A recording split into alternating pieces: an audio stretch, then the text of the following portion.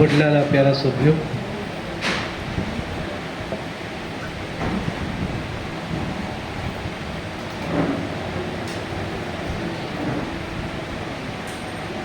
મારો ફોટો બરોબર લેજો.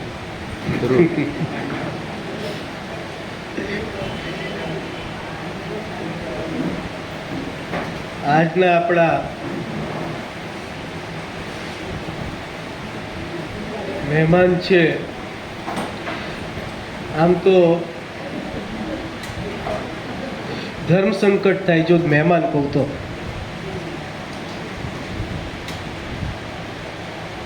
આપણા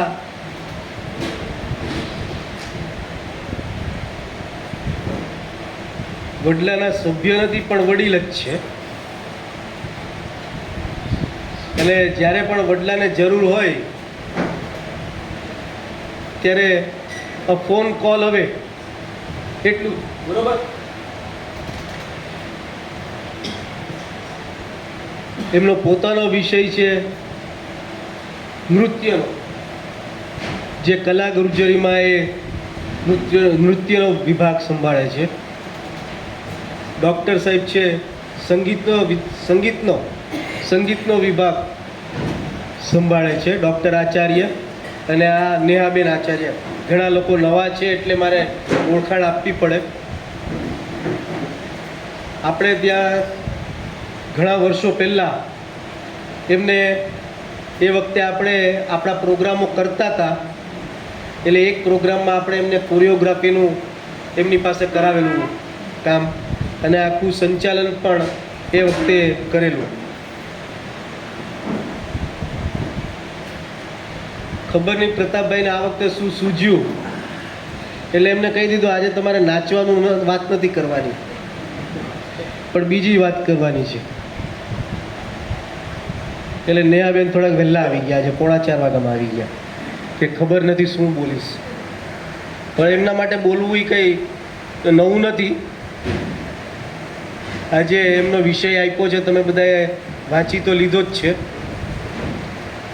પરિવારમાં સ્નેહ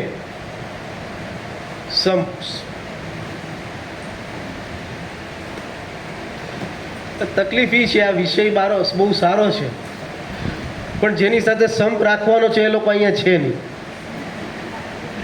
એટલે આ તો એક હાથે તાળી વગાડવાની વાત છે, પણ નેહાબેન છે એટલે કદાચ વગાડી શકશે એવી મને ખાતરી છે. તો આવો નેહાબેન, આપણે એક હાથે કેવી વાળગે છે જોઈએ.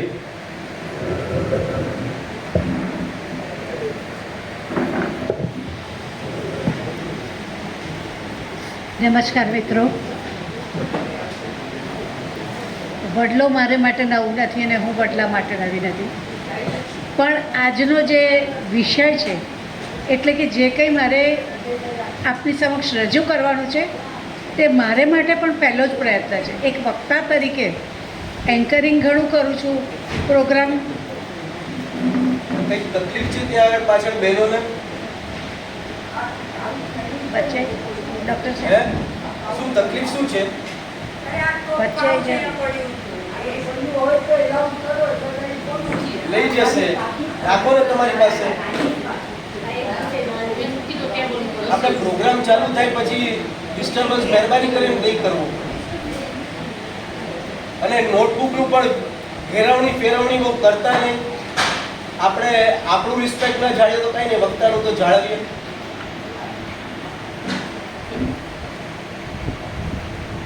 આજનો મારો વિષય છે પરિવારમાં સુખ ખુશી.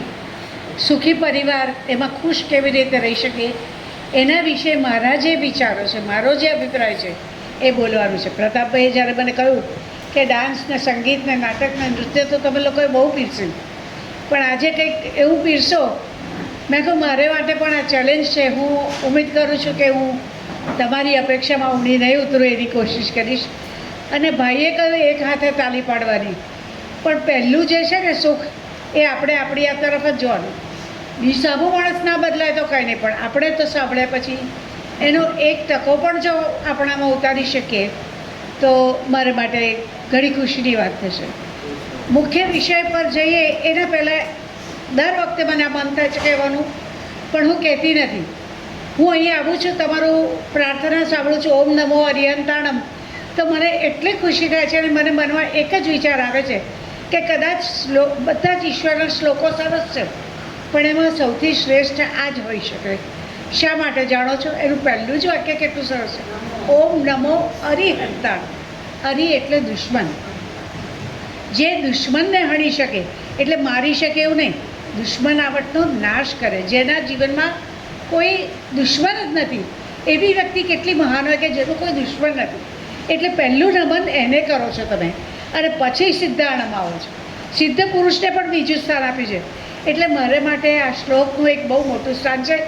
અને જૈનિઝમના ખોબલાભર આખી દુનિયામાં લોકો હશે, પણ એ ધર્મનું પ્રભુત્વ આ જરા વિષયથી જુદું છે. પણ દર વખતે મારે કહેવું છે, પણ હું વક્તા તરીકે નથી હોતી, એટલે આજે કહી દઉં છું કે આ ધર્મનું જે જોશ છે ને, એનું જે વજન એ નાનામાં નાની રેકડીથી માંડીને મોટા મોટી હોટલ સુધી છે. નાની રેકડી પાઉંભાજીની હશે કે ભેળપુરીની હશે, એમાં લખ્યું હશે કે જૈન ભેળ મળશે, જૈન પાણીપુરી મળશે, જૈન આ મળશે. તાજમહેલ હોટલમાં જાઓ ત્યાં પણ જૈનોનું કાઉન્ટર જુદું મળશે. તમને એવું ક્યારેય નહીં મળે કે પંજાબીઓની પાઉંભાજી મળશે કે ગુજરાતીઓની દાળ ઢોકળી મળશે. નહીં, મળતું હશે તો પણ આવું લખેલું માત્ર જૈન પ્રજા, કારણ કે એ લોકોએ એમના ખાદ્ય પદાર્થોને એટલી સુંદર રીતે રજૂ કરી છે. એ એક એમનું સફળતા છે. અને આપણે જે હું આજે બોલું છું, તમે બોલીશો, આપણે જે ભાષાનો ઉપયોગ કરીએ છીએ એનો પાયો જ જૈનિઝમમાં છે. મિત્રો, જ્યારે સિદ્ધરાજ બાદશાહે માળવા પર યુદ્ધ કર્યું અને માળવા જીત્યું, ત્યારે માળવા જીતીને ખુશ થઈને જતા હતા, ત્યારે તેના લોકોએ કહ્યું, એ વખતે અર્ધમાર્ગી અને પાલી ભાષા બોલાતી, તો લોકોએ કહ્યું કે તમે ભલે જાઓ અમારું માળવા જીતીને, પણ ભાષા તો અમારી જ વાપરો છો. સિદ્ધરાજથી આ સહન નહીં થયું.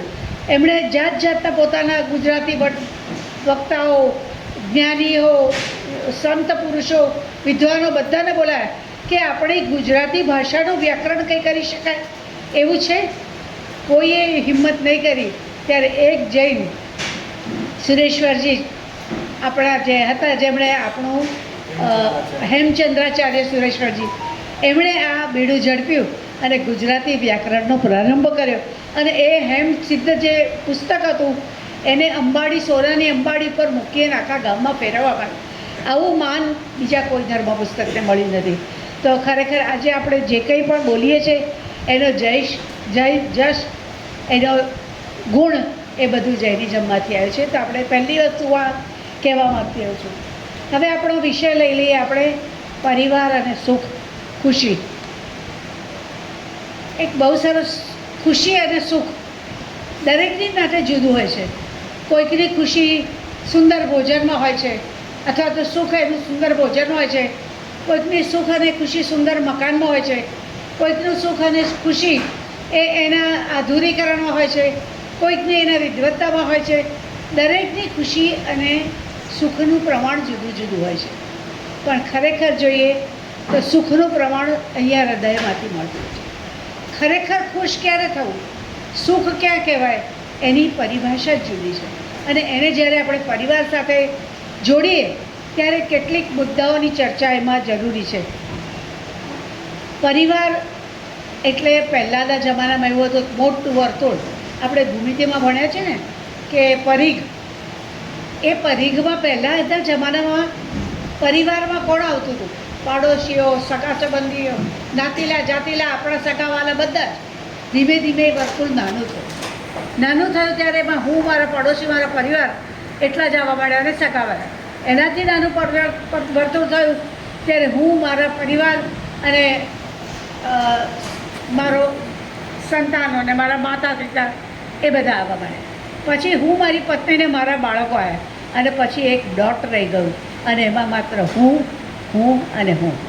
આજે આપણા જીવનમાં આ હુંનું મહત્ત્વ એટલું બધું વધી ગયું છે કે પરિવારો તૂટી ગયા છે. અને પરિવારનું સુખ શું હોય ને, શાંતિ શું હોય, આનંદ શું હોય, એ લેવા માટે આપણે ભાઈએ તો એમ એક હાથે પણ પ્રયત્ન કરીએ ને તો ખૂબ ખૂબ બધું મળી શકે એમ છે. પહેલો આપણે મુદ્દો લઈએ પ્રેમ. પરિવારને એકજૂટ રાખવા માટે, પરિવારને ખુશી આપવા માટે આપણે સૌથી પહેલો મુદ્દો પ્રેમ.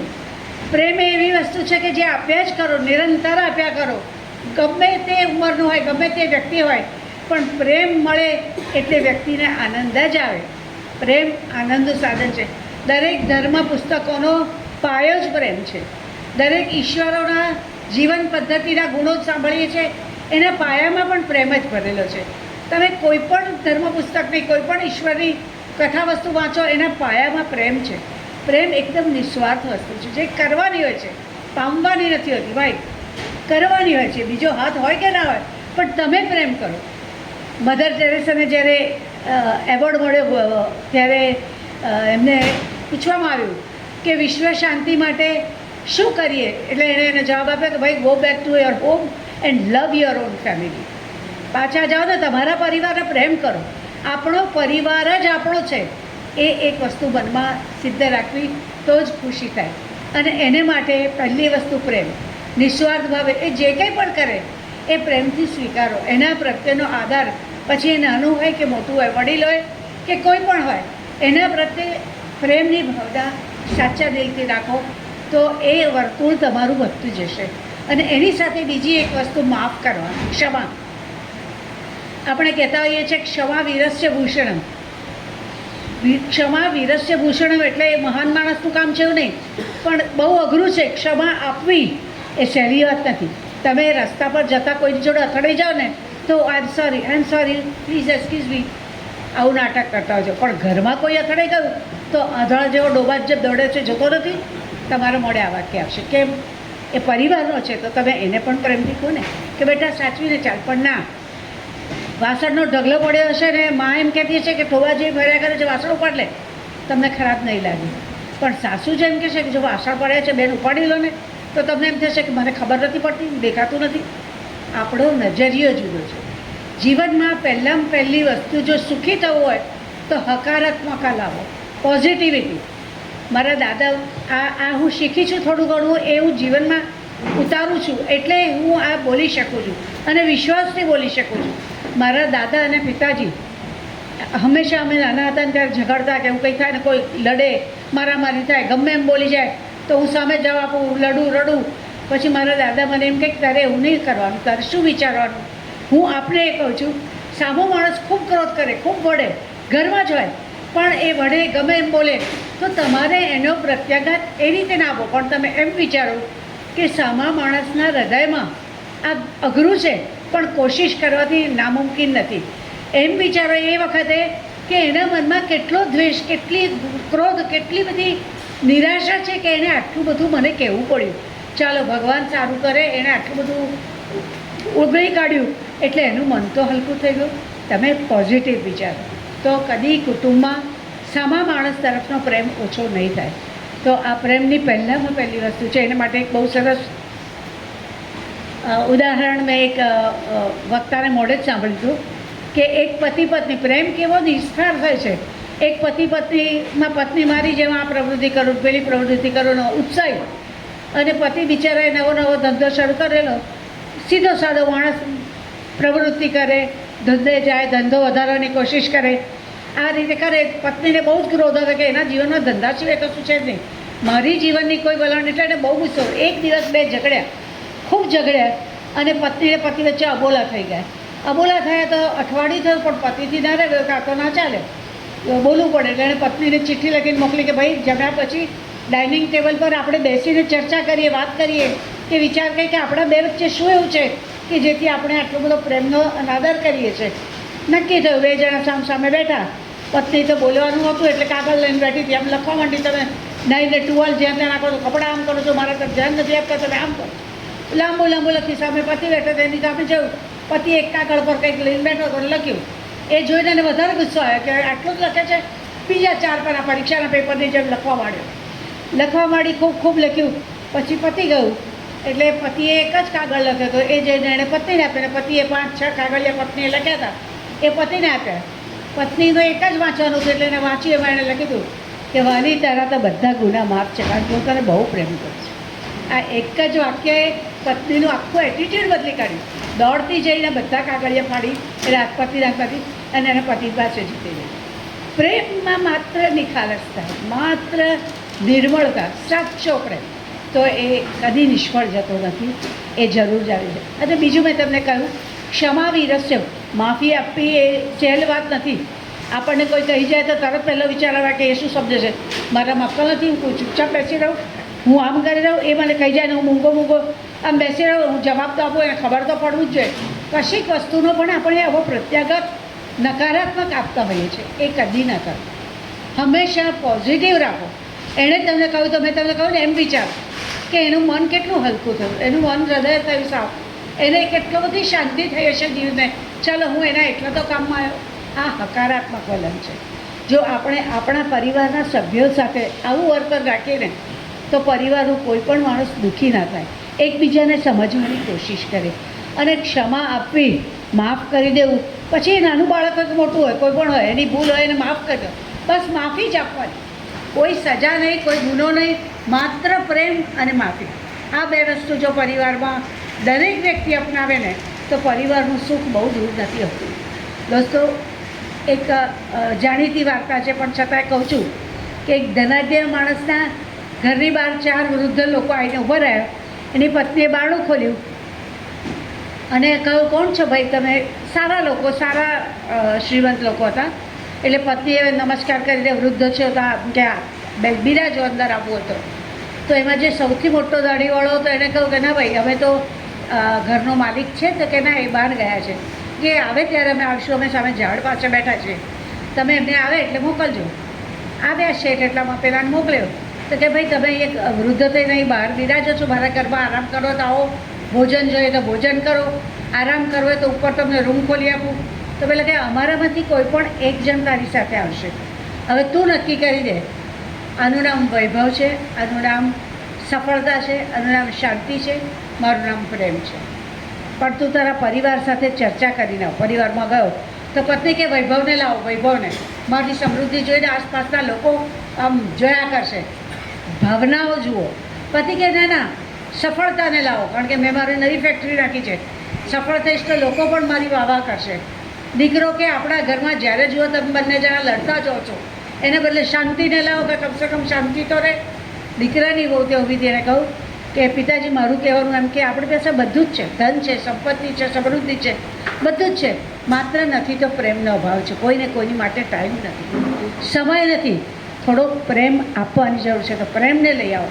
તો સૌથી વૃદ્ધ જે પ્રેમ હતા એને બોલાયા. પાછળ પહેલાં ત્રણે ચાલતા આવ્યા. એણે કહ્યું, તમે તો કહું તું એક જ જણ. તો કે જ્યાં પ્રેમ હોય ને ત્યાં સફળતા પણ આવે, ત્યાં શાંતિ પણ આવે ને ત્યાં વૈભવ પણ આવે. આ વસ્તુ જીવનમાં લાવવાની જરૂર છે. બહુ સુંદર ઉદાહરણ, બહુ નાનપણમાં સાંભળેલું, પણ આ ઉદાહરણ મને ત્યારે પણ બહુ ગમ્યું હતું. એટલે પણ આપણે શું કરતા હોય છે કે આપણે પત્ની સાથે ઝઘડ્યા કે પુત્ર સાથે ઝઘડ્યા, તો એનો હું કેવી રીતે જવાબ પાછો વાળું એ ચૂકતા નથી હોતા. પત્ની ગમે એટલી ઝઘડાની. એનું હમણાં એક ડૉક્ટર વીજળીવાળાનું એક વ્યાખ્યાન મેં સાંભળ્યું હતું. એમણે બહુ સરસ ઉદાહરણ આપ્યું હતું કે પતિને કંઈક બીમારી થઈ અને મરણ શરણ થઈ ગયો, તો હોસ્પિટલમાં દાખલ કરે, દવાઓ કર્યા કરી, પણ ડૉક્ટરે કહ્યું નહીં બચે. તો ડૉક્ટરને બોલાયા, કહ્યું, એણે એની પત્નીને બોલાવી કે હવે છેલ્લી મારી એક વિનંતી છે, તું સાંભળીશ? પત્ની કે બોલો, શું છે? કે હું મરી જાઉં ને પછી તું આ ડૉક્ટર જોડે લગ્ન કરજે. તો પેલી કે એવું કેમ કહો છો? કે એને સાલાને ખબર પડે કે તારી જોડે જીવવું કેમ છે. મરવા પડેલો માણસ પણ પત્નીની વર્ષની વૈમનસ્યતા, એના તરફનો દ્વેષ, એને કરેલી ભૂલોને વાગોળે છે. એ સુખી પરિવાર નથી છે. એમાં કુટુંબમાં શાંતિ ક્યારેય ના શકે. ભૂલી જાઓ, જે કંઈ પણ થયું એને માફ કરો. ભૂલી જશો તો સામો માણસ પણ ભૂલી જશે. કોઈ માણસના સાથે અબોલા થાય, ના બોલો, ક્રોધ કરો, ગુસ્સે થઈ જાય, છોકરો બી ના બોલે તો કંઈ નહીં, પણ તમે બોલાવો, તમે નમો. નમવાથી કોઈનું કંઈ નુકસાન નથી પડતું. તમે 5 વખત છોકરાને બોલાવશો તો 6ઠી વખત છોકરો હામાં જવાબ તો આપશે. ભાઈઓમાં ઝઘડા થયા હોય તો એક જણા નમતું નહીં મૂકે તો બીજું પણ નમતું મૂકશે. તો 1 વાર, 2 વાર, 5 વાર, 15 વાર, 17 વાર, પણ વખત એવો આવશે કે જ્યારે પેલાને પણ ભૂલ સંભળાશે. તો પરિવારમાં આ બધી નાની નાની વસ્તુઓને આપણે સમજવાની જરૂર છે. બીજી વસ્તુ છે, તમે કોઈ માણસને આદર આપો, નાનું હોય કે મોટું. આદર બહુ મોટી વસ્તુ છે. આપણે એકબીજાને મળતા હોઈએ ને ત્યારે આંખોમાં ઝેર વસ્તુ હોય છે. એના કરતાં હું વધારે સારો, મારા કરતાં આ વધારે સારો, આના કરતાં અથવા આપણે કંઈ સલાહ સૂચન આપીએ કે બાપ દીકરાને સલાહ આપે કે દીકરો બાપને આપે, ભાઈ ભાઈને આપે, તો એ માન્ય નથી હોતું. હું તારાથી સુપિરિયર છું એવી ભાવના હંમેશ બધા ઘરોમાં મેં જોઈ છે. અને એના એ મોટામાં મોટી ત્રુટિ છે. એ એટલા માટે ત્રુટિ છે કે એનાથી તમે બહાર જશો, દરેક વ્યક્તિમાં ભગવાને એક તો સારી વસ્તુ આપી જ છે. હજાર ખરાબ માણસમાં પણ વાલિયા લૂંટારાને પણ મરા કરીને રામ બોલતો કરી શકે. એક સદગુણ તો ભગવાને આપ્યો છે.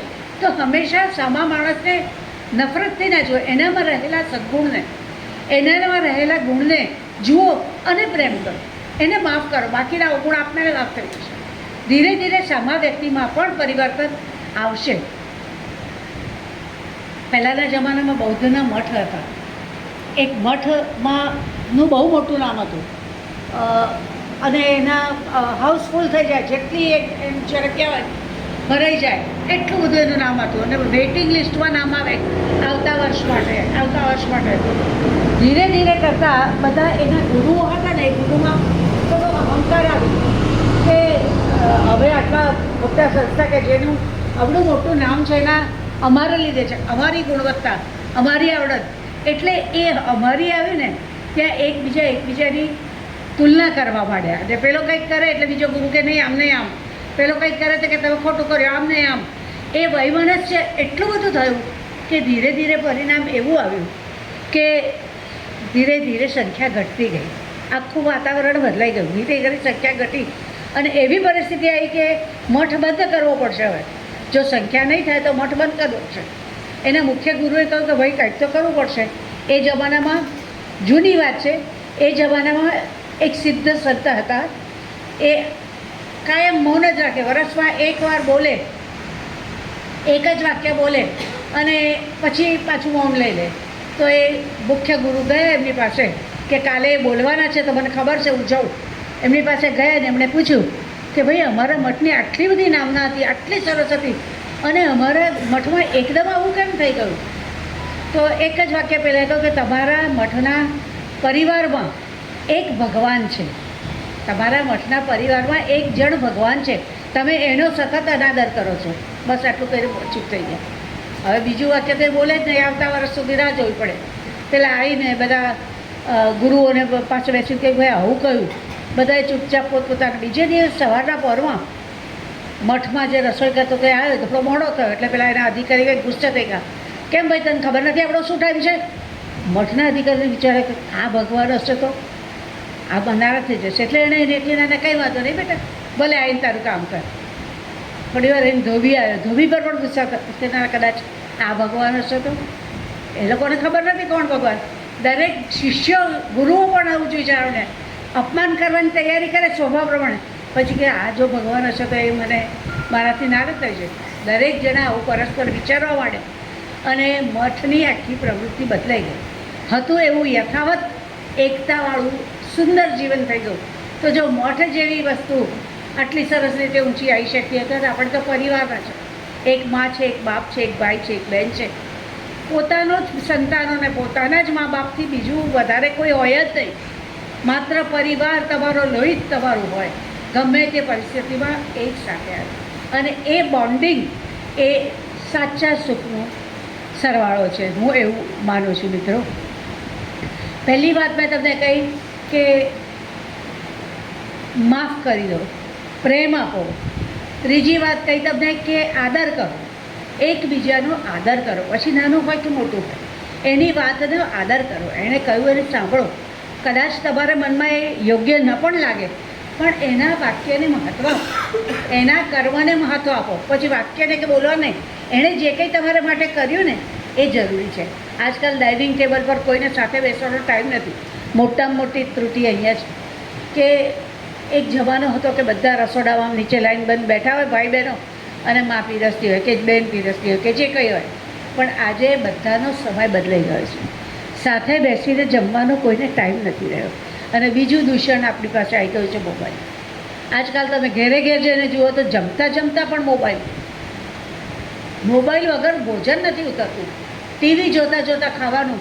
આ દરેક પરિવારોને મારા પરિવારમાં પણ છે અને મારામાં પણ કદાચ હશે એવું દૂષણ. પણ એ ખોટું છે એની મને જાણ છે. જો આપણને જાણ હોય તો એમાંથી બહાર આવવાની કોશિશ કરો. એક સમય સવારે કદાચ સાથે બેસો નહીં તો કંઈ વાંધો નહીં, પણ સાંજનો એક સમય, સાંજનો સમય પણ ના હોય તો રવિવારનો એક દિવસ એવો રાખો કે જ્યારે પરિવારના બધા જ સભ્યો સાથે બેસીને ભોજન કરે, અને ત્યારે ટીવી અને મોબાઈલ દૂર રાખો. ત્યારે શું થશે કે તમે એકબીજાના વિચારો, વાત કરવાનો કોઈ વિષય નહીં હોય ને, તમે એકબીજાની સાથે વાત કરશો, એકબીજાના વિચારો લેશો, તો એનાથી તમારી આત્મીયતા વધશે. મને હમણાં મારો એક સ્ટુડન્ટ હતો, એ મને કહે કે મેડમ એક વાત કહું, મારા ઘરના લોકો બહુ જ સારા માણસો છે હો, મારા મમ્મી પપ્પા બહુ જ સારા માણસો છે. એ મને આજે આટલા વર્ષે, 9 વર્ષનો છોકરો હતો, આટલા વર્ષે ખબર પડી. મેં કહું કેમ ભાઈ? એટલે કે ગઈકાલે વીજળી ગઈ ને એટલે મોબાઈલને બધું ચાલ્યું જ ગઈ ને, એટલે શું કરું? એટલે મમ્મી પપ્પા જોડે વાત. એટલે 9 વર્ષે તને મા બાપને ખબર પડી. આ મોબાઈલ અને આ આધુનિક ઉપકરણો જરૂરી છે, પૈસો કમાવો જરૂરી છે, પણ પૈસાથી આપણને મોજ શોખની સુખ સુવિધા મળે છે. પૈસો કોઈને નથી જોઈતો એવું કોઈ વક્તા નથી કહેતું, કોઈ ઈશ્વરે નથી કહ્યું. જરૂરી છે, બિલકુલ જરૂર છે, પણ એ કંઈ ખેતી નથી થતી. એને માટે મહેનત કરવી પડે છે, અને મહેનતમાં તમને તમારો પરિવારનો જો સુંદર સહયોગ મળે તો એનાથી વિશેષ કદાચ કશું જ ના હોય. આવી ઘણી બધી વાતો છે. એક રમૂજ જેવી વાત છે કે એક ડોસો અને ડોસી કોર્ટમાં ગયા. કોર્ટમાં જઈ આમ પ્રેમની વાત કરું છું ત્યાં કહું છું. ડોસો ડોસી કોર્ટમાં ગયા તો જજ કે કેમ કાકા દાદા તમારે મારે આવવું પડ્યું કોર્ટમાં? એટલે કે ભાઈ તમારી દાદીને છૂટાછેડા લેવા છે. તો કે દાદીને છૂટાછેડા લેવા છે? દાદીને પૂછ્યું કે બા તમારે શું છે દાદી, કેમ છૂટાછેડા લેવા છે? એટલે કે આ માણસ જોડે ના જીવાય. એટલે કે આટલી તમને કેટલા વર્ષ થયા? તો કે મને 88 વર્ષ થયા. કે દાદાને તો કે 92 વર્ષ થયા. તો હવે કેટલા વર્ષે? હવે જેટલી રહી એટલી પણ ના જીવાય, આ માણસ જોડે ના જીવાય. તો કે એવું તો શું થઈ ગયું? એટલે કે એ અમે બે જણે ઝઘડીએ. એટલે કે તમે ઝઘડો કરે? હા કે ઝઘડો તો થાય, અમે બે ઝઘડીએ ત્યારે એ મને ગમે એમ બોલે, તું આવી, તારા બાપ આવો, તારો મા આવી, તારો પરિવાર આવો, તું આવી, તું આમ કરે છે, તું તેમ કરે છે, બધું કાને સાંભળી લઉં. અને જ્યારે મારે બોલવાનો વખત આવે ને તો કાનમાંથી મશીન બહાર કાઢી મૂકી દઉં. એટલે કશું સાંભળે જ નહીં. આ તો રમૂજની વાત છે, પણ પરસ્પરનો સ્નેહ સંબંધ એવો હોવો જોઈએ કે રમણલાલ વસંતલાલ દેસાઈનું વૃદ્ધ સ્નેહ આપણે ભણવામાં હતું, અમારે તમારે કોઈ વાંચ્યું હશે કે નહીં ખબર નહીં, પણ વૃદ્ધ સ્નેહ એટલે પતિ ઘરની બહુ જ ચા લઈને આવે, એ ચા આપે છે, ડોસી કહે નહીં કે ચા આપો, પણ આમ તીરછી આંખે જોઈ તો લે કે મારા વરને બરાબર ચા આપી કે નહીં. એન જોડા વૃદ્ધ સ્નેહ, એને દવા ક્યારે જોઈએ છે, એને પાણી ક્યારે જોઈએ છે, એનું ધ્યાન રાખે. અને એ સફેદ થયેલા વાળ એ એકબીજાના પ્રેમનું પ્રતીક છે, એકબીજાની કાળજીનું પ્રતીક છે. દરેકને કંઈક ને કંઈક ક્યારેક ને ક્યારેક થવાનું જ છે, કોણ પહેલું કોણ પછી એવું નહીં, પણ છતાંય એકબીજાની આદર, એકબીજાનું માન રાખો. પત્નીએ કહું કે તમારો કાલે જન્મદિવસ છે, તમને શું ભેટ આપું? તો પતિ કે ભાઈ તું વારે વારે મારું અપમાન કરે છે, મને ન બોલવાનું કહી દે છે, 4 માણસને દેખતા મોતોડી પાડે છે, મહેરબાની કરીને એ બંધ કરતો, મારા માટે મોટી ભેટ છે. થોડી વાર એને પત્ની કહે છે કે ના ના હું તો તમને ભેટ જ આપીશ, એટલે આદર નહીં આપો. આવા પરિવારનો ઉદ્ધાર ના થાય. કુટુંબમાં માફ કરવું સૌથી મોટી મારી માન્યતા છે કે માફ કરતા શીખો અને આદર આપતા શીખો, તો આપમેળે પ્રેમ અને એકબીજા સાથેનો સમન્વય જોડાઈ જ જતો હોય છે. આ બધી વાતો કહેવા પાછળના ઘણા બધા પ્રયોજનો છે કે આપણે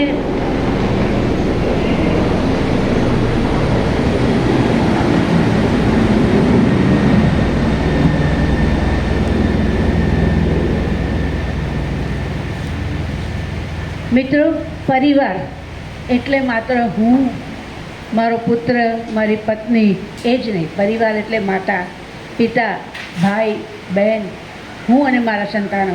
જેવું તમે બીજ વાવશો ને એવું જ સામે ફળ મળશે. જેવું બીજ વાવશો ને એવું સામે ફળ મળશે. તમે કદાચ 10 કમાન્ડમેન્ટ્સ સાંભળ્યું હશે કે વાંચ્યું હશે. એમાં મોઝીસનું પાત્ર છે. એવું કહેવામાં આવતું કે મોઝીસને ભગવાન સાથે વાતો કરે છે, એ વાતો કરી શકે છે. તો એક ખૂબ શ્રીમંત માણસ હતો. એણે એવું કહ્યું કે મોઝીસ, મેં એવું સાંભળ્યું છે, જેને મુસ્લિમો મૂસા કે એવું કંઈ કહે છે, પણ એ 10 કમાન્ડમેન્ટ્સમાં એની વાત છે, એનો ઉલ્લેખ છે કે મોઝીસ તમે સાંભળ્યું છે કે તમે ભગવાન સાથે વાત કરી શકો છો? તો કે હા, વાત કરી શકો છો. તો કે તમે હવે ભગવાન જોડે વાત કરો તો એ પૂછજો કે મને એણે ખૂબ બધું આપ્યું છે, ખૂબ આપ્યું છે, મારે હવે કંઈ નથી જોઈતું, તો એ આપતા કરે છે. કેમ? તમે એને કહો કે મને હવે આપવાનું બંધ કરે. તો કે ઠીક છે, હવે મળીશ ત્યારે કહીશ. થોડેક આગળ ગયા તો એક કોટ પહેરેલો, ફાટલો તૂટલો એવો ગરીબ માણસ મળ્યો. એણે મોજીસને કીધું, મોજીસ, મેં સાંભળ્યું છે કે તમે ભગવાન જોડે વાતો કરો છો? તો કે હા. તો કે તમે જ્યારે ભગવાનને મળો ને વાતો કરો ને ત્યારે એને પૂછજો કે મેં એવું શું કર્યું છે કે મને આટલા વર્ષની જિંદગીમાં એક ફાટેલા કોટ સિવાય કશું સુખ નથી આપ્યું? કોઈ નહીં, ઘર નહીં, બહાર નહીં, સારું અનાજ નહીં, ખાવાનું પીવાનું નહીં, સારો પરિવાર, કશું જ નથી આપ્યું. તો એવું તમે શું કર્યું છે? મોજીસ કે પૂછી જોઈશ. બીજે દિવસે મોજીસ આવ્યા ત્યારે પૂછ્યું કે તમે પૂછ્યું હતું મોજીસ ભગવાનને? પેલો પહેલો માણસ કે તો કે હા, મેં પૂછ્યું હતું. એણે એમ કહ્યું કે તું મારો આભાર માનવાનું બંધ કરી દે તો હું તને બધું આપતો બંધ કરીશ. પેલો માણસ કહે છે કે ભાઈ, આભાર માનવાનો કેવી રીતે બંધ કરું? આ શ્વાસ પણ એને આપેલા છે, આ જિંદગી પણ એની આપેલી છે, આ બધી જ પરિસ્થિતિ જે જીવું છું એ એની આપેલી છે. તો હું એનો આભાર માનવાનો તો બંધ ના કરું, હું એનો આભાર તો જરૂર માનીશ. એટલે કે તું આભાર માનવાનો બંધ નહીં કરે તો એ આપવાનો બંધ નહીં કરે. ભગવાનને શું જોઈએ છે એની વાત છે. બીજા માણસે કે જો મોજીસ, તમે પૂછ્યું હતું કે ભગવાન મને આવો કંગાળ કેમ રાખ્યો છે, કેમ મને કશું આપતો નથી? તો કે ભગવાને એવું કહું કે તું ભગવાનનો આભાર માનવાનું શરૂ કર. ફરિયાદો બહુ કરે છે, તું આભાર માનવાનું શરૂ કર તો એ તને આપવાનું શરૂ કરશે. કે આભાર છે ને માનું, જે નથી મળ્યું એ માણસનું વ્યક્તિત્વ આવું હોય, એ ના હોવું જોઈએ. આભાર છે ને માનું, એણે મને શું આપ્યું છે? આ કોટ સિવાય શું આપ્યું છે? કશું નથી આપ્યું. હું આભાર નહીં માનું તો કે તારો આ કોટ પણ ઉડી જશે. ને ખરેખર પંપામાં જોડું આવ્યું, સૂકવેલો કોટ પણ ઉડી ગયો. આ એક કથા છે, પણ મોજીસના મોઢે કહેવાયેલી કથા છે. તો કહેવાનું તાત્પર્ય છે કે પ્રભુએ તમને જે કંઈ આપ્યો છે, આ ચોથો મુદ્દો, એનો આભાર માનો. એક સરસ પરિવાર, એક સારી પત્ની, કદાચ સોક્રેટિસને મને લાગે છે નામ, સોક્રેટિસનું જ હતું. સોક્રેટિસે ની પત્ની બહુ જ ફિલોસોફી બહુ સરસ જાણતા હતા, લોકોને સલાહ આપે આમ તેમ, પણ એની પત્ની બહુ કર્કશા હતી. આખો દિવસ કકળાટ કરે, આખો દિવસ વડે, ચાર માણસના દેખતા પણ અપમાન કરી નાખે. તો એક દિવસ કોઈકે બશ્કરીમાં એને પૂછ્યું, આમ રસ્તામાં જતા હોય ને તો ઉપરથી કચરો ફેંકે, પેલા બિચારા ઉપર આવીને કપડાં બદલીને પાછા જાય, બધું સહન કરે. એક પ્રવક્તામાં સોક્રેટિસે પૂછ્યું, તમે શું માનો છો કે લગ્ન કરવા જોઈએ કે ના કરવા જોઈએ? તો પેલો કહે છે, લગ્ન તો કરવા જ જોઈએ. સારી પત્ની મળે તો સારું દાંપત્ય જીવન પણ મળે, પણ સારી પત્ની ના મળે તો તમને સહનશીલતાના પાઠ જણાવવા મળે. એટલે જોવાનો નજરિયો કેવો દેખો. દરેક એવું કહેવા પાછળ એની હકારાત્મકતા, પોઝિટિવિટી, દરેક વસ્તુમાંથી સારું લો. દરેક વસ્તુ તમારા પરિવારમાં દરેક જણા 100% સારા છે એવું નથી, આપણે પણ 100% સારા છે એવું નથી, આપણામાં પણ તૈયાર છે, પણ સામુ માણસ આપણી સારી વસ્તુ જુએ છે. મિત્રો, આ બધું બોલું છું એ બોલવું સહેલું છે, પણ કરવું આચરણમાં બહુ અઘરું છે, પણ અશક્ય નથી. મહેનત કરો, કોશિશ કરો. કોઈ ગુસ્સો થાય, બહુ થાય, તમને ક્ષણભર ગુસ્સો આવી જશે, પણ બીજી મિનિટે વિચારો કે ના, આ કરવું છે, ના આ કરવું. છોકરાઓ લડતા હોય, ઝઘડતા હોય, છતાંય કંઈક તમને ગુસ્સો આવે તો ક્ષણભર રોક્યો. એ લોકોને કયા રસ્તે બાંધતા, કેવી રીતે બીજે રસ્તે વાળવા, એ રસ્તો તમારે શોધવાનો છે, આપણે શોધવાનો છે. આપણા પરિવારના સુખી લાવવા માટે, આપણા પરિવારને એકજૂટ કરવા માટે આપણે આ બધું લાવવાનું છે. મિત્રો, આ બધી વાત તો ઘણી સરસ રીતે કહી. હું માનું છું કે તમે એને સમજ્યા પણ હશો, અને મારો કોઈ ઉદ્દેશ નથી. આને માટે બીજી વસ્તુ એક કે આપણે એનું આચરણ કરવું પડે. જે વસ્તુ આપણે બોલીએ છીએ ને એ આપણા આચરણમાં હોવું જોઈએ. એનો હું એક તમને સરસ દાખલો આપું. હું અમદાવાદ જઈ રહી હતી, ત્યાં થોડોક ટ્રેનને ટાઈમ હતો, ત્યાં વેઇટિંગ રૂમમાં બેઠી હતી. ત્યાં વેઇટિંગ રૂમમાં છોકરાઓ બધા કોઈક મોબાઈલ લઈ લઈને રમતા હતા, એમના મા બાપોના હાથમાં મોબાઈલ, એમના હાથમાં મોબાઈલ, બધાના હાથમાં મોબાઈલ. ને ભાઈ કોઈ ગેમ રમતું હતું, કોઈ ગીતો સાંભળતું હતું, કોઈ કંઈ ને કોઈ કંઈ. એક બેન દૂર બેઠા બેઠા પુસ્તક વાંચતા હતા, એની બાજુમાં એની છોકરી બેઠી હતી. એણે એના દફતરમાંથી એક ચોપડી કાઢીને વાંચવા માંડી. મને બહુ ખુશી થઈ. મેં કહું, વાહ, આજના જમાનામાં પણ પુસ્તકો વાંચવા માટે આવડી ઉંમરની છોકરી તૈયાર છે. એણે જઈને મેં પૂછ્યું, બેટા તારે મોબાઈલ રમવું નથી, તને મન નથી થતું? કે ના, મારા ઘરમાં કોઈ એવું રમતું જ નથી. એની માને કહું, બહુ સરસ વાત છે. તો કે ભાઈ, જેવું તમે કરશો ને એવું જ છોકરી. હું કોઈ દિવસ એ લોકોની સામે મોબાઈલ લઈને વગર જરૂરની બેઠી કે વગર કામની બેઠી એવું નથી. જરૂર હોય તો વાપરવું, નથી જરૂર તો નથી વાપરવું. પણ હું પુસ્તકની પ્રેમ કરું છું તો મારા બાળકો પણ પુસ્તકને પ્રેમ કરે છે. એમણે મને આ જોયું છે. તો તમે જે બીજ વાવશો એ જ. એવું એક જેક્સનનો પણ બહુ સરસ કિસ્સા છે. આ બધા કિસ્સા દ્વારા હું તમને જે કહેવા માગું છું, હું માનું છું કે તમે સમજી શકતા હશો હું શું કહેવા માગું છું. કે એક બરફ પડતો તો વિદેશની વાત છે. એક વિદેશના એક સાહિત્યકારે બહુ સુંદર એક પોતાનો અનુભવ લખ્યો છે. એણે રિયલ જોયેલો પ્રસંગ મેં વાંચ્યો તો બહુ વખત પહેલાં. એમાં એક પ્રસંગ એવો હતો કે જેક્સન નામનો એક માણસ બરફની પૂરપાટ ભયંકર બરફ પડતો હતો અને એમાં એ બેઠો હતો. તૂટી વાળીને એમ થાય કે હવે તો ખાધા પીધા વગરનો બેઠો છે, શું કરશે આ બિચારો? એમ કરીને એ બેસી રહ્યો હતો ત્યાં. અને એ બેઠો હતો ત્યાં એક સરસ ગાડી નીકળી. ગાડીમાંથી એક અપ ટુ ડેટ લેડી ઉતર્યા.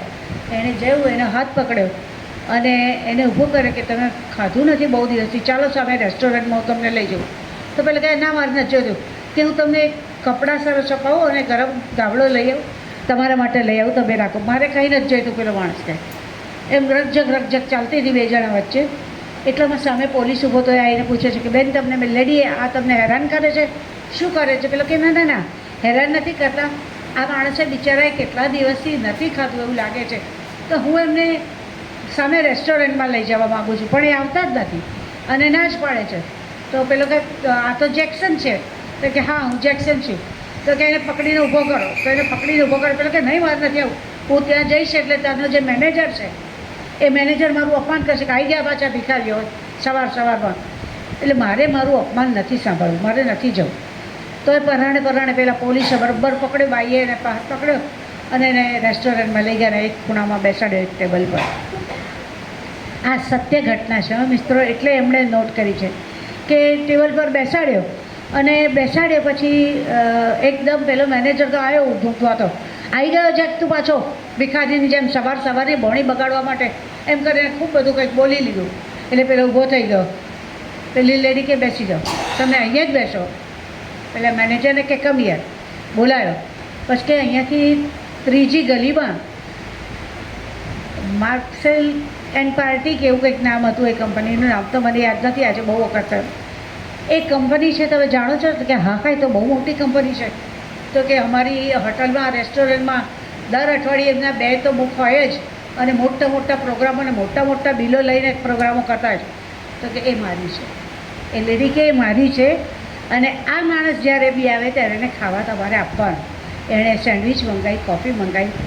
પેલો માણસ મેનેજર કંઈ બોલી શકે એમ નહોતો, કારણ કે એ જે કંપનીની લેડી હતી એ કંપની તરફથી તો એ લોકોને ખૂબ ફાયદો થતો હતો. રેસ્ટોરન્ટમાં ખૂબ કામ મળતું હતું. એટલે એ કશું બોલ્યા વગર એણે જેકને કોફી આપી, સેન્ડવિચ ખાધી.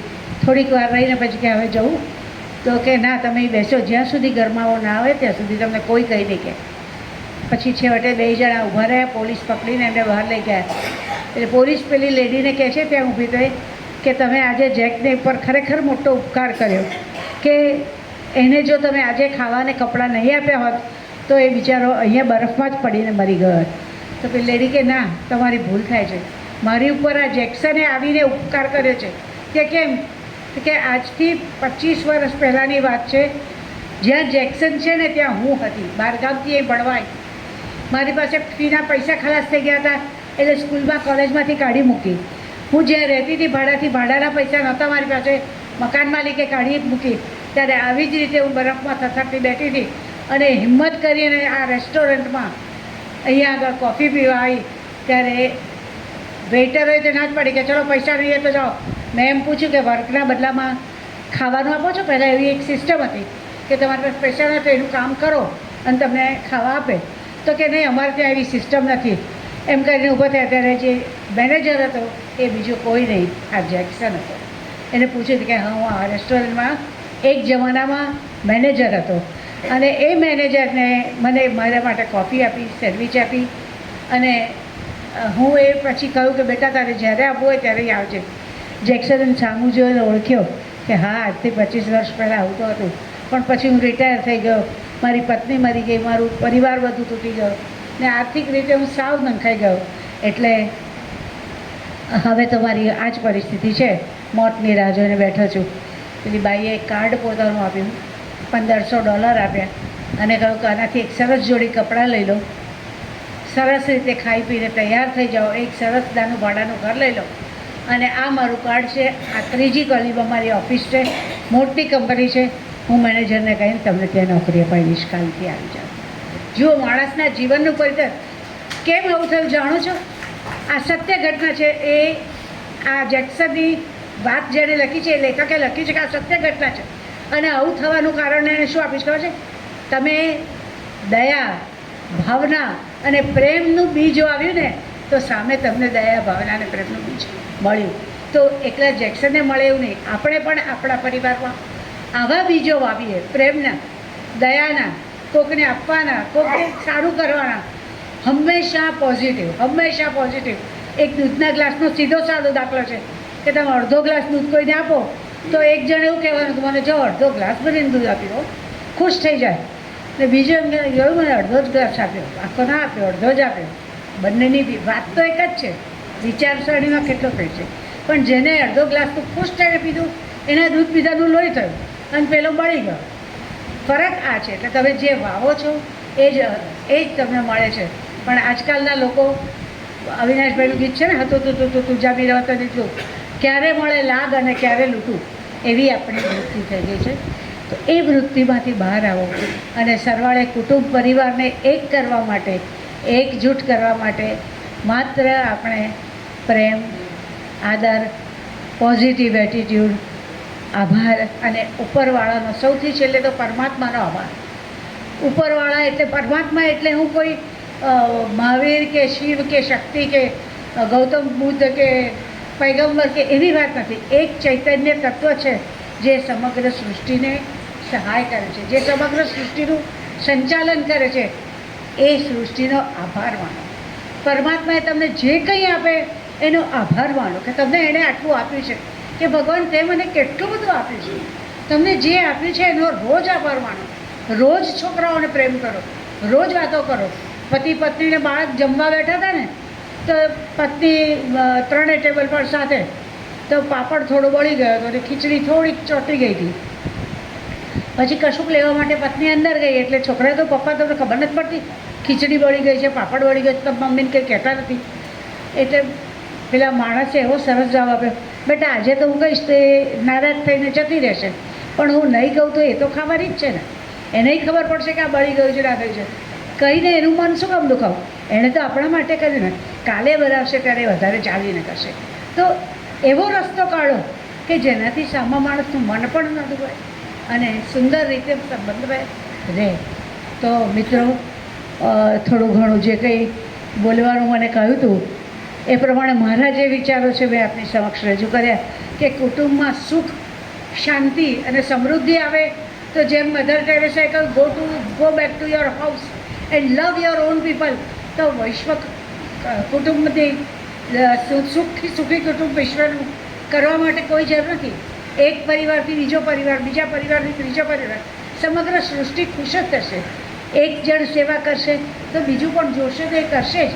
તમારા ઘરમાં જે મૂકો છો, હું ટીવી પર એક જમાનામાં ઇન્ટરવ્યૂ લેતી હતી, ત્યાં આ દામજી એન્કરવાળા સ્વીટ જેની છે ને, એમનો ઇન્ટરવ્યૂ લીધો ને ત્યારે, આ સત્ય વાત છે, મારો અનુભવ છે, ત્યારે કંઈક દાન ઉપર જ કંઈક ઇન્ટરવ્યૂ હતો, બહુ વર્ષો 10-12 વર્ષ જૂની વાત છે. પણ એમનું કહેલું વાક્ય મને હજી યાદ છે. હું એમને એમ કહેતી હતી કે લોકો એવું કહે છે કે ડાબો હાથ ના જાણે કે જમણા હાથે શું દાન આપ્યું, દાન એવી રીતે આપવું જોઈએ. ત્યારે એમણે કહ્યું, બેન મારો વિચાર એનાથી બિલકુલ વિરુદ્ધ છે. મૂકું કેમ એવું કહો છો?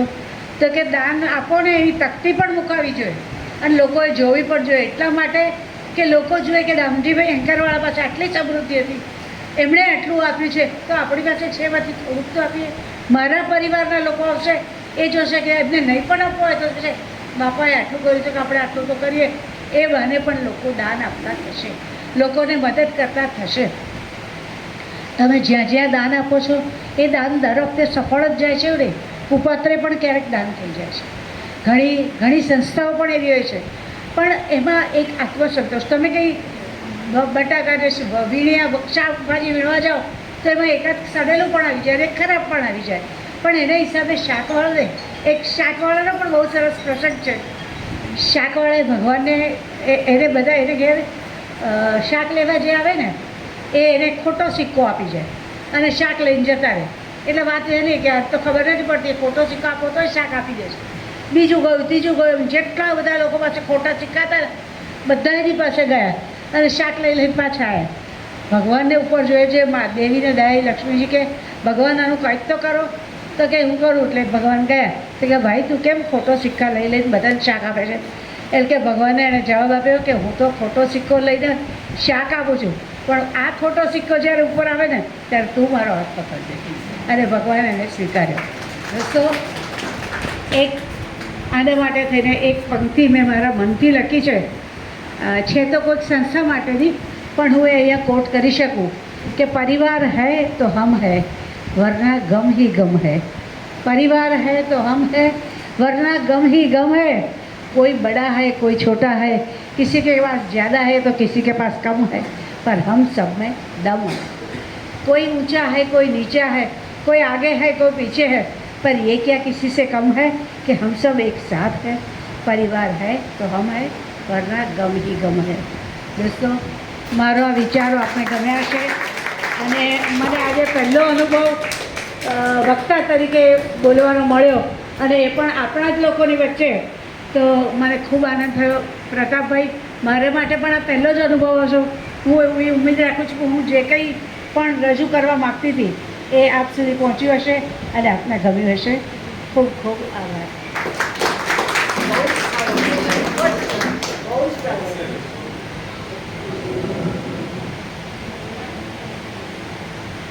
એક હાથે તાળી પાડી ખરી.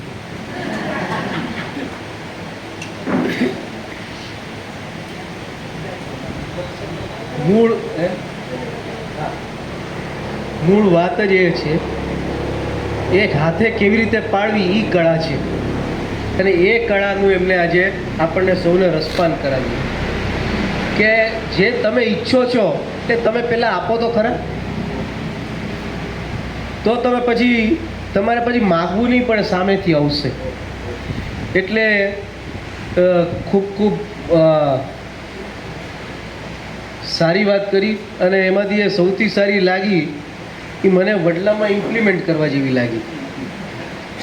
જે પેલા મારે માટે ગૌરવ છે કે વક્તા તરીકે હું આ પહેલી વાર બોલું છું, લેક્ચરિંગ કરું છું, ઇન્ટરવ્યુ લઉં છું, પણ વક્તા તરીકે મને પ્રતાપભાઈના વિશ્વાસની વાત છે, તમારા બધાના વિશ્વાસની વાત છે. મારા માટે